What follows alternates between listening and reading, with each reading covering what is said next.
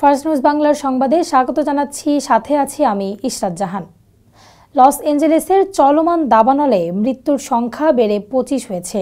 স্থানীয় মেডিকেল এক্সামিনারের মতে 25তম ব্যক্তি ইটন ফায়ারে প্রাণ হারিয়েছেন, যেখানে এখন পর্যন্ত 17 জনের মৃত্যু হয়েছে।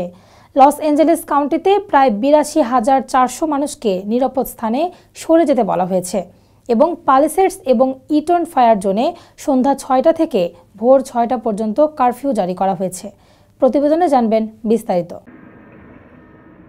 কর্তৃপক্ষ অগ্নিকাণ্ডের প্রভাবে ক্ষতিগ্রস্ত পোষা প্রাণীর মালিকদের সহায়তার জন্য যোগাযোগ করতে বলেছে এবং এই সংকটময় সময়ে পশুদের সেবা নিশ্চিত করতে অনুদানের আহ্বান জানাচ্ছে। এই মুহূর্তে প্যালিসেডস ফায়ারের আশেপাশের বাসিন্দাদের জরুরি স্থানান্তরের প্রস্তুতি নিতে বলা হয়েছে। পরবর্তী 24 ঘণ্টায় শক্তিশালী বাতাসের কারণে নতুন করে আগুন ছড়িয়ে পড়তে পারে, যা আরও মারাত্মক পরিস্থিতি সৃষ্টি করতে পারে।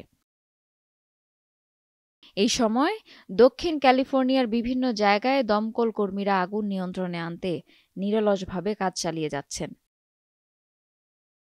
Desk report, first news Bangla.